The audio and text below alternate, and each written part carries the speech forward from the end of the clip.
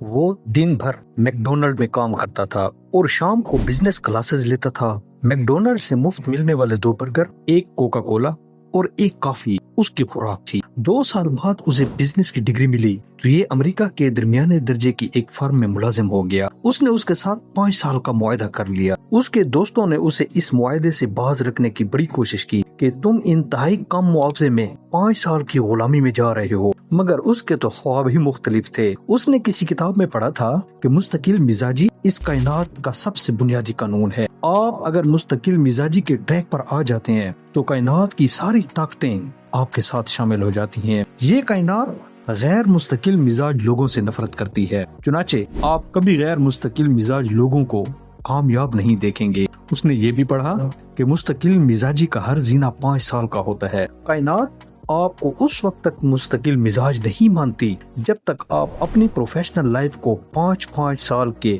حصوں میں تقسیم نہیں کر لیتے۔ آپ جو بھی کام کریں آپ اسے 5 سال کے کیلنڈر میں تقسیم کر لیں، کائنات آپ کو مستقل مزاج مان لے گی اور یوں آپ کا سفر آسان ہو جائے گا۔ چنانچہ اس نے فیصلہ کیا کہ وہ اس کمپنی کو کسی قیمت پر 5 سال سے پہلے نہیں چھوڑے گا۔ وہ دن بھر اپنے ڈپارٹمنٹ میں کام کرتا تھا، شام کے وقت سیلز ڈپارٹمنٹ کے سربراہ کا بلا معاوضہ سیکرٹری بن جاتا تھا۔ یہ اس کی میٹنگز طے کرتا، اس کے اگلے دن کا شیڈول طے کرتا۔ یہ 4-5 گھنٹے کی نیند کے بعد دوبارہ آفس پہنچ جاتا۔ اس نے 2 برسوں میں ڈپارٹمنٹ کے سربراہ کا دل مول لیا، چنانچہ اس نے اسے پروڈکشن ڈپارٹمنٹ سے اپنے ڈپارٹمنٹ میں شعبے میں شفٹ کر لیا۔ وہ اب سیلز کی نئی تکنیک سیکھتا تھا۔ وہ اچھے سیلز مینز کے پاس بیٹھ کر سیلز کمیونیکیشن سیکھتا تھا، خریداروں کی نفسیات سمجھتا تھا اور بہت جلد سیلز مین اور خریداروں کی وہ نفسیات جان گیا۔ چنانچہ اس نے سیلز میں بھی باس کی مدد کرنا شروع کر دی اور اس کے بدلے میں اس سے کسی قسم کا معاوضہ طلب نہیں کرتا تھا۔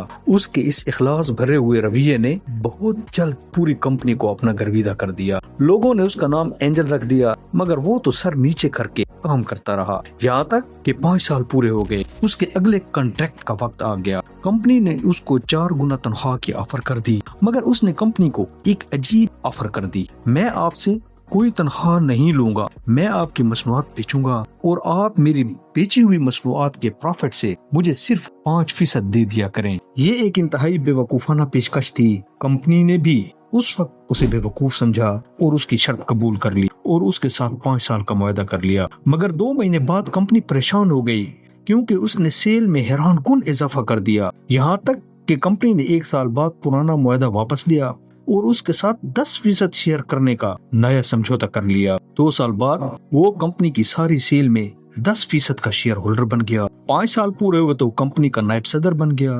اگلے 2-3 برسوں میں وہ کمپنی کا چیئرمین بھی بن گیا۔